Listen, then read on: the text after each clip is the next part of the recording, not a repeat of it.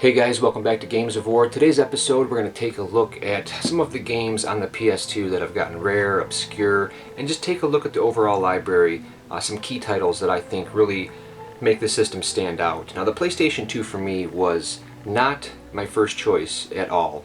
I kind of viewed this, and I've talked about this before, as the reason that the Dreamcast was killed off, when in actuality, looking back in hindsight, it wasn't the PS2, it was Sega's previous mistakes, but the PlayStation 2 came out, took over the DVD player, the much touted Emotion engine, and a few other key factors just pulled this thing ahead of the Dreamcast, and it was shortly thereafter that the DC was gone. My next obvious choice was to go to the Xbox. I was ready for something fresh, a brand new console with new games, new exclusives, so I didn't really look at the PlayStation 2 at all. In fact, I didn't even get one until 2004.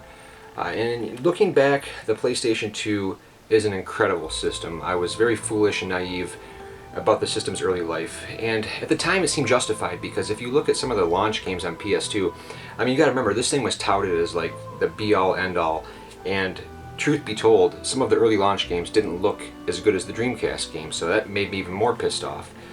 But as the years went on, this system developed an insane variety of library. I don't think any other system besides the DS has such a wide variety of quality games in every different genre you could imagine.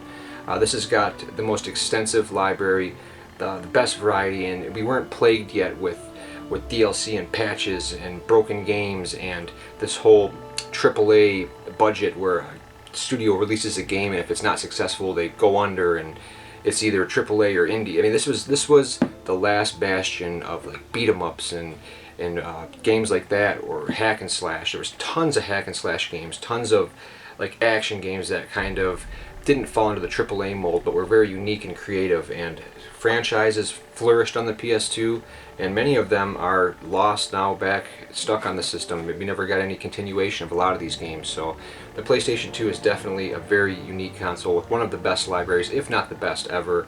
I absolutely love the PlayStation 2. Let's take a look at some games that I never would have thought got expensive, and some other great hidden gems, might I say. I hate to use that term now, but there's a lot of great stuff on the PS2. The horror genre is represented beautifully on the PlayStation 2. One of my favorite types of games is survival horror, or horror games in general.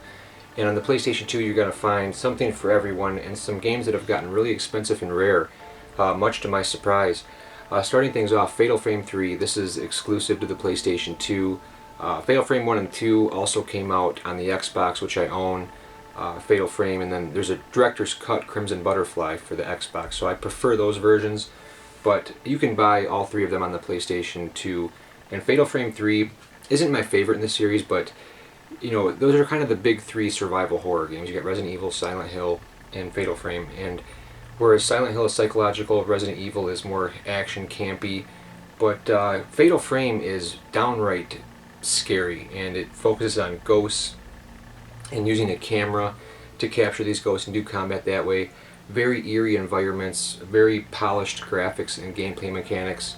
If you like horror games to be very creepy and scary with good atmosphere, nice Japanese setting, Fatal Frame 3, 1 and 2 for that matter, are all excellent games.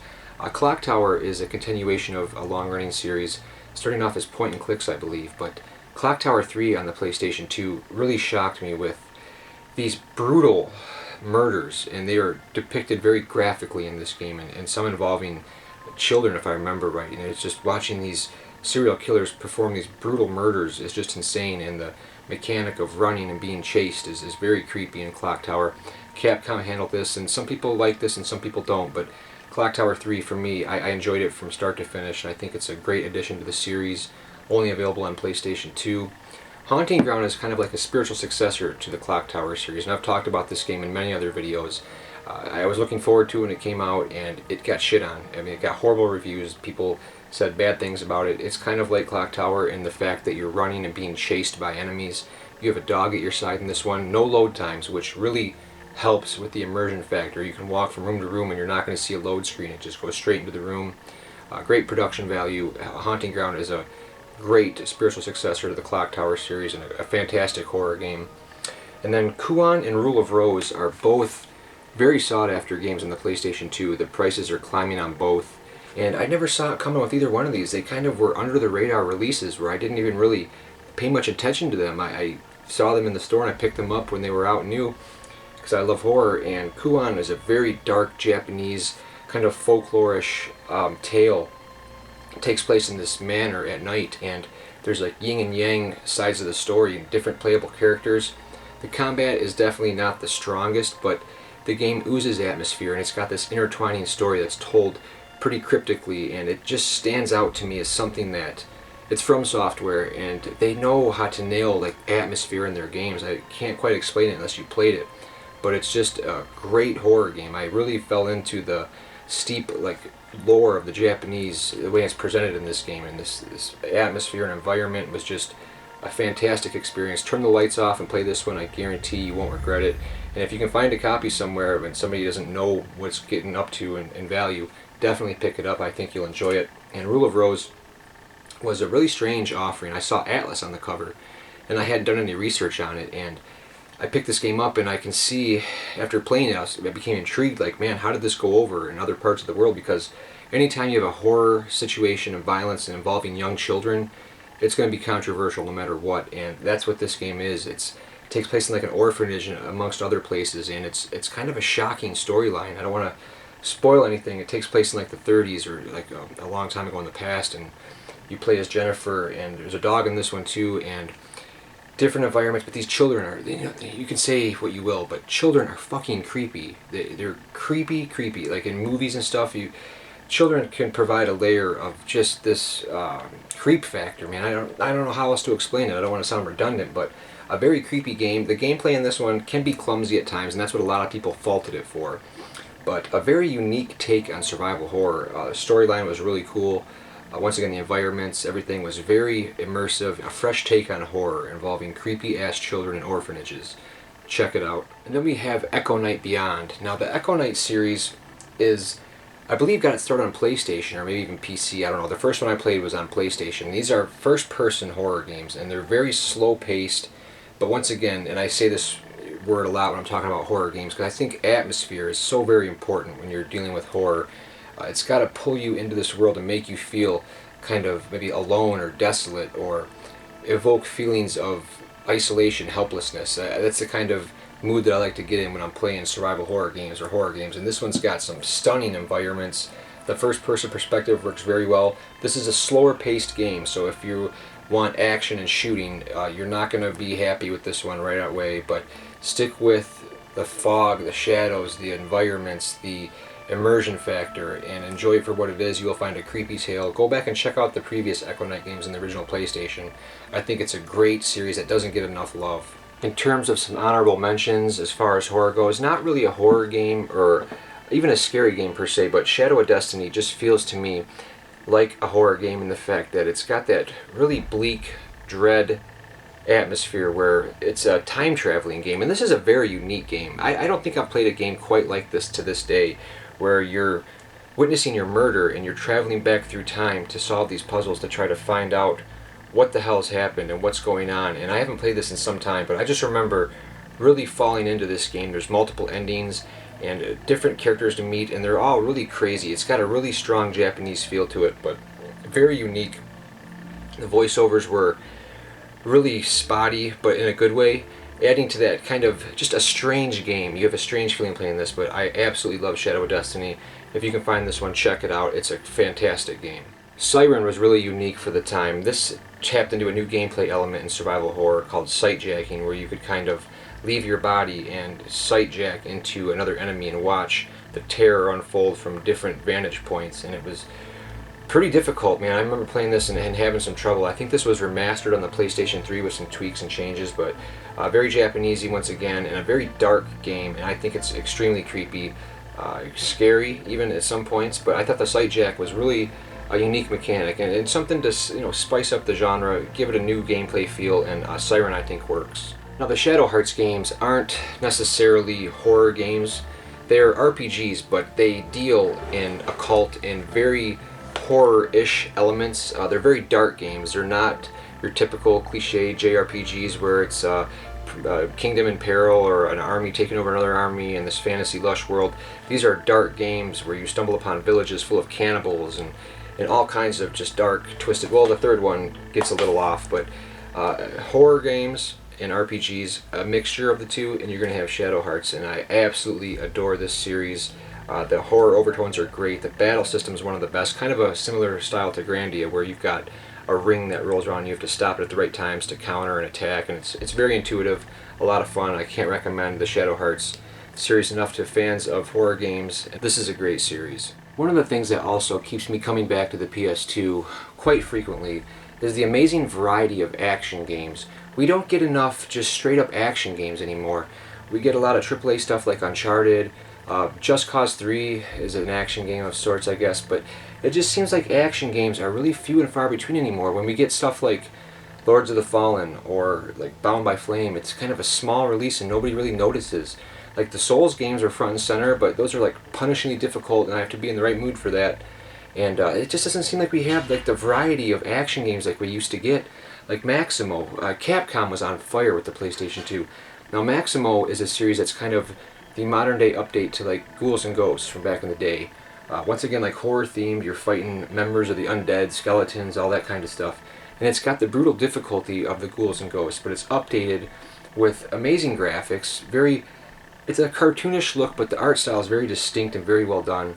The combo system is really fun for back in the day. It's just nice to see a classic series like that brought into the modern times. You know, Ghouls and Ghosts, you think it's brutally hard on the Genesis, Super Nintendo, Master System, whatever version you played.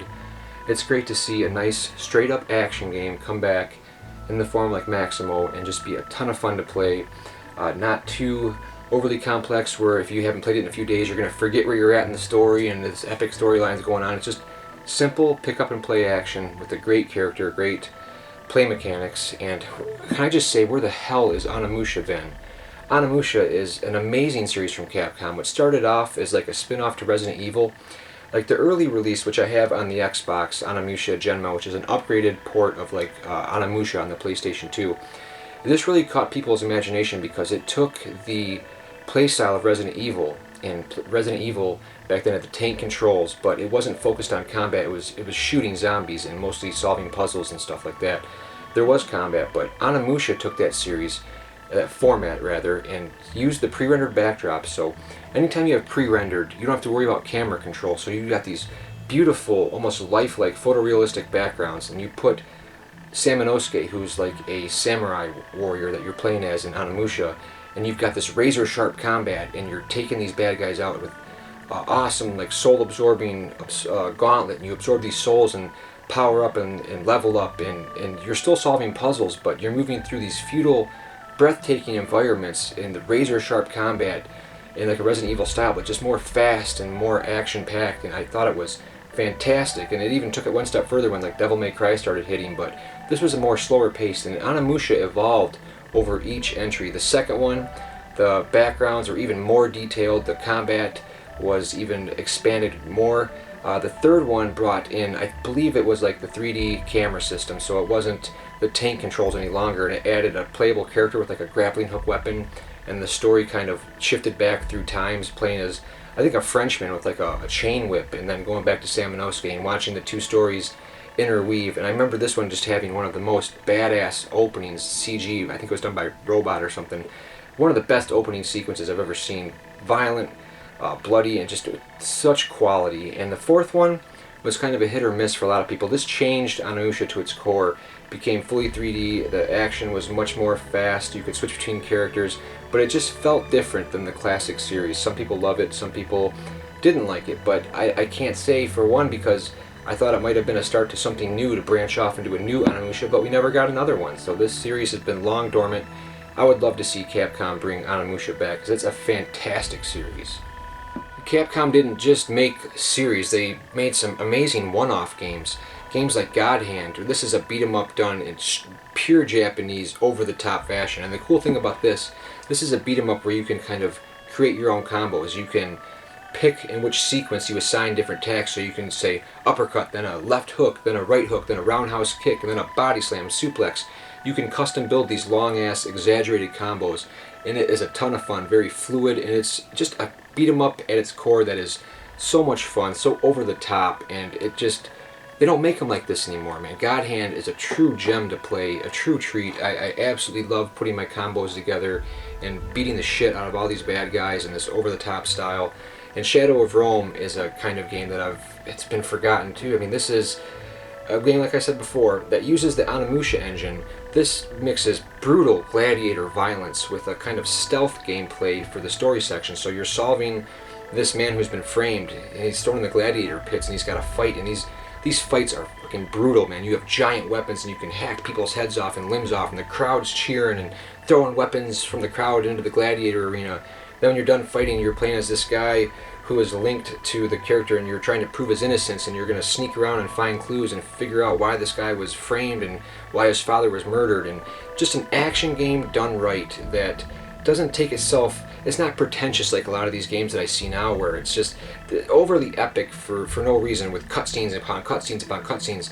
This has got a story that's told straightforward, using in-game engines, great combat, different gameplay styles come together to form something very unique, something I don't see from Capcom much anymore. Shadow Rome was excellent. Now, if you weren't paying attention around the era of Onimusha on the PS2, I mentioned Devil May Cry.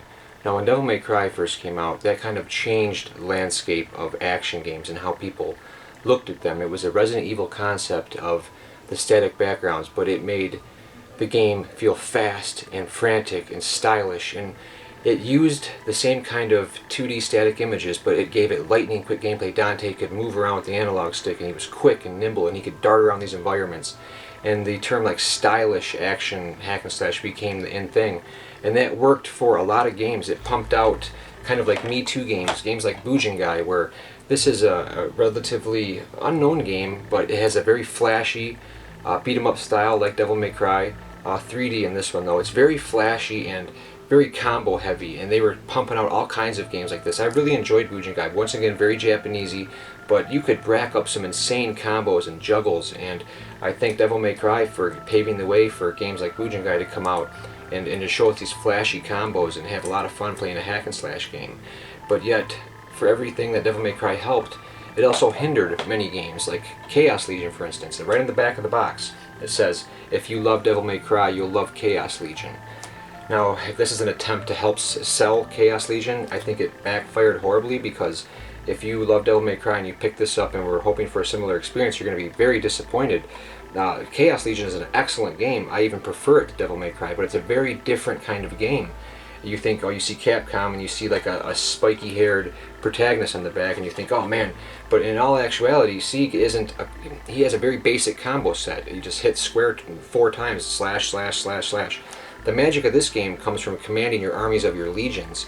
You can have these legions you summon, and they surround you. It could be a set of archers that shoot arrows at the enemies. You can have a set of bombers that surround you, ancient monsters that throw bombs and blow stuff up. You have legions that are shields, act as a shield. You can summon a Titan legion. And different situations call for different legions. Very strategic and very much a thinking man's game. Just sitting there and hacking, slashing over and over again is going to get you nowhere. You've got to really think and slow down the pace and switch your legions at will. And you can level these legions up and get them more powerful and help you fight in different situations.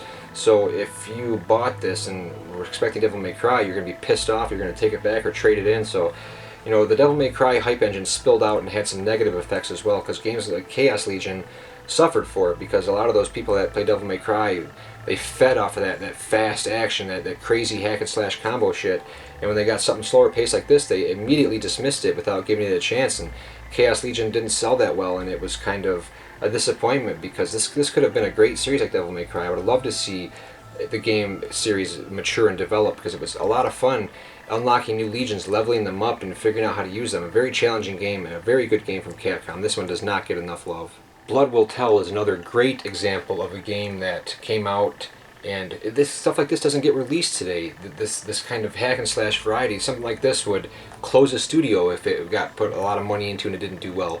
This is an amazing game where you're playing as a character his body has been stolen by demons. So in the very beginning, this demon's taking your eyes, and you're playing the game, it's black and white, and you slay this demon and get your eyeballs back, and all of a sudden the world becomes color, and then you get your limbs back, and you're attaching your body parts, and it's killing these demons. And there's an awesome combat system in this. This one is becoming quite rare and sought after as well, and just another great example of this hack and slash action game, middle road games I like to call them. I've talked about that in previous videos. These are middle of the road games that just don't exist anymore. There's no room for these today's market, because everything is just so expensive, and it's got to be pushing the envelope and be more impressive. And people think that hack and slash games or beat 'em up should be budget priced, and a lot of times they're stuck to digital realm. So it's sad to see these types of games kind of die off with this expensive HD era. Now we're going to enter the virtual reality, and I wonder if games like this will have a place anymore. Blood Will Tell, check it out if you can. It's getting hard to find, it's getting a little more expensive, but an excellent action game.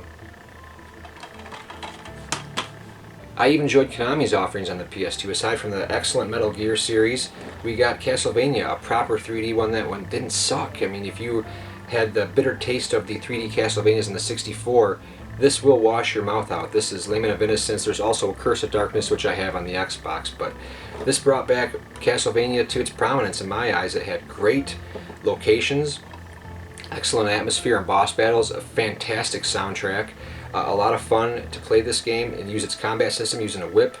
Platforming was okay, but going from room to room and hacking members of the undead and familiar monsters and werewolves and skeletons from the Castlevania series, this is a lot of fun. And then we had, from the maker of Castlevania, Iga, we have Nano Breaker, and this one kind of got a lot of shit back. A lot of people didn't like this game, but you play as a kind of like a man cyborg-ish kind of thing. He's got this plasma whip, and you collect these different power-ups, and you power yourself up, and you can start this combo, and your plasma whip can like morph into a giant axe or a spear, like a scythe or a spear, and like you perform these long combos, and the different button presses, you can morph your weapon as you go, and you constantly are learning new upgrades, and you can evoke some pretty awesome combos. And the hook of this game was you're spilling, I think it was, what do they call it? It's not blood, but it's robot oil or something. It's basically blood, but you slay these machines, and as you slash, their oil is going to start piling up on the ground, and it stays there, and you actually have a meter of how much oil you've spilled. And it's I guess it's an excuse to not be as controversial, because the screen gets covered in this oil, and you can change the color of it and stuff. It's kind of like funny, but a very violent game disguised as like machine oil. But a really cool combat system. Some people didn't like it, but I really liked Nano Breaker. I thought it was really cool. Rygar made a much long and much awaited return on the PS2. Static backgrounds. Argus is a beautiful place to explore, man. This game had incredible visuals. They had like a full orchestra to do the soundtrack in this. Once again, these middle-of-the-road action adventure games with not pretentious stories and these overly complex cinemas, just a good, solid action game with great gameplay elements, great visuals. I miss these games. Shinobi made a return, a very difficult return. This game is brutally hard. I mean, it's just tough as balls, but a great. I remember the cursed blade just pissing me off halfway through the game. Your blade becomes cursed, and like your life goes away as you're fighting and stuff, and it's super challenging. But this introduced like the mechanics of wall running that I first played, I think, in the new Ninja Gaiden update in the Xbox. Wall running was like the new thing, and it was cool to like run up walls and chain combos. And Shinobi had it. I mean, you could chain these attacks together where you'd slice up an enemy, and you could like use a Shinobi like the dash mechanic and slash up multiple enemies. And if you got it all in time before they died, you'd see like a animation where like they'd all just slice right in half, and you could chain together cool combos. And the follow-up in the form of Nightshade was really cool too. Stuff like this. Where's the new Shinobi game? Where's the new nice action hack and slash game? I really miss these kind of games, and they were great on the PS2. We can't forget about the excellent Drakengard games. This has got one of the most insane storylines you will ever see in a game. And I see Nier getting a lot of praise, and I'm really surprised and happy that a game like that can really succeed last gen and get such a strong following. And the Nier is the spiritual successor, or some people look at it as like a side story or a continuation. One of the alternate endings in this game is where Nier picks up from. These are action RPGs where you can fight on foot and fly on dragonback, so definitely check out Drakengard 1 and 2. They released a third one on the PS3, thankfully, and then we got Nier, and now we're getting a new Nier. So who would have thought this series, which got shit on once again, and nobody talked about these games. Who would have thought that this series would still continue to this day in some form? Now, the shooting genre existed on PlayStation 2 as well, but nothing like the oversaturation of first-person shooters and shooters that we play on today's consoles. We got really unique games like Skygunner, which is like a blend of an anime, storytelling, and shooting mechanics that has a completely different control style that you would think that a shooter would have. This one kind of controls the camera, and you move the camera, that's the way your shit moves and you shoot. It's hard to describe, but it's a very unique way to control combat. You always feel in control once you get the hang of it, and the graphics are very well done, very charming. Where else can you fly around as a mosquito and sting people, drink their blood, and make your way through levels in this house? A very unique, very Japanese game, but something like this, this is the kind of example of unique games that existed on the PlayStation 2. Mr. Mosquito I thought was a lot of fun. Even Contra made a return. I'm having trouble finding Shattered Soldier. It's somewhere in the collection, but for some reason, maybe Zach has it, but I enjoyed this one as well, Neo Contra, and a lot of people shit on this one, but Contra, it doesn't really have a lot in common with like Contra 4, like the first games, but it's kind of into the 3D mode, and it feels like a Contra game, but yet it doesn't. But I thought this was over the top, kind of like Bayonetta, where it's like so over the top in its storytelling that it's just so outlandish, but the mechanics are there, and I enjoyed Shattered Soldier quite a bit, and I really enjoyed Neo Contra as well, another series that made a return on the PlayStation 2. I've got a few more honorable mentions, 3 of my personal favorite PS2 games, and this just is a test to the variety and sheer amount of different kinds of games available on the console. Urban Reign was done by the, I believe, either Soul Calibur or Tekken team, and this was a beat-em-up done right. Reversals, wall running, grappling, punching, leveling up your character. It's a game that's not deep by any means. You just go from mission to mission to mission, but the fighting system in this game is so robust. If you are skilled at this, you can reverse any attack thrown at you. You can grapple and combo and chain attacks together, and this is like the baddest beat 'em up. I still play this game to this day, absolutely love it. It's a lot of fun playing multiplayer too. Once you finish the game, you unlock like Tekken characters and all different kinds of cool characters that you fight throughout the game. Just an amazing game. There's weapons.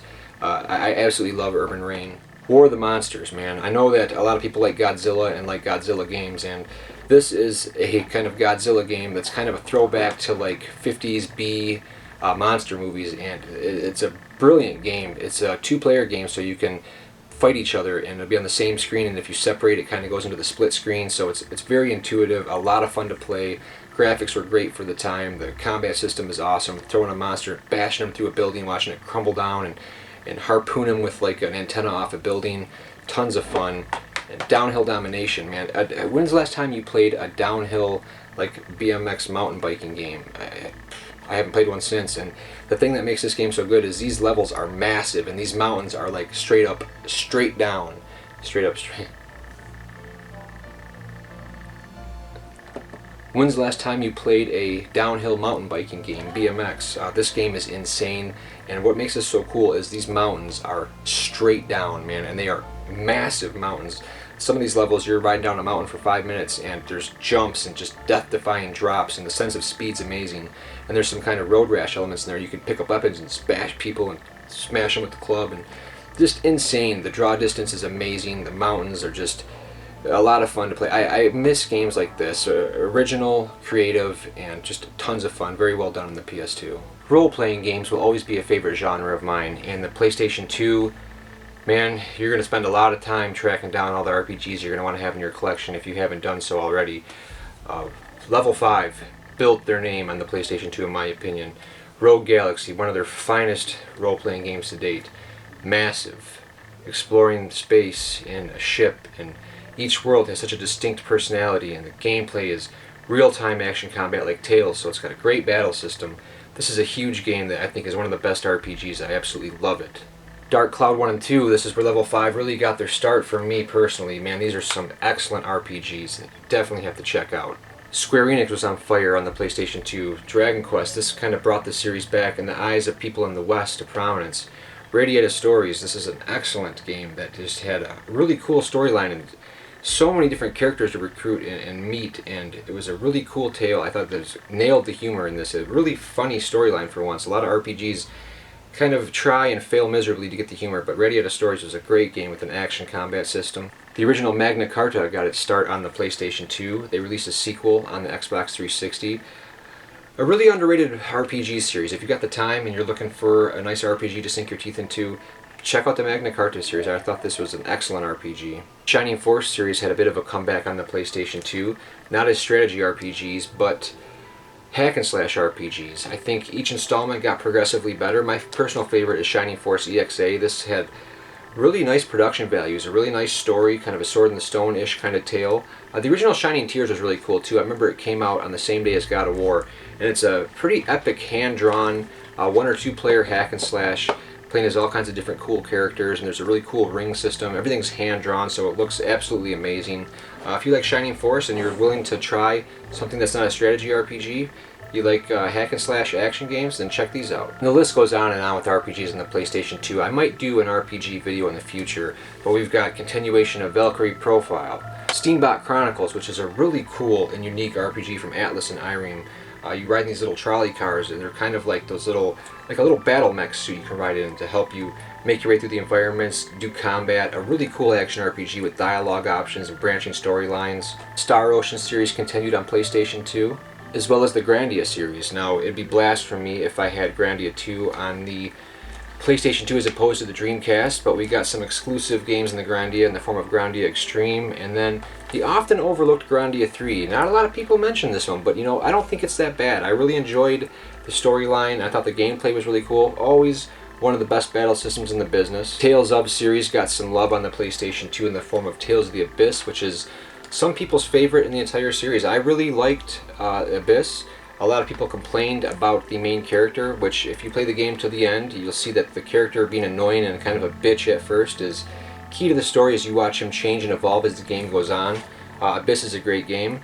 And Legendia was done by like the Tales of B team. I think it was an American team at the time, or members, and I don't think they've worked on a Tales game since in their entirety.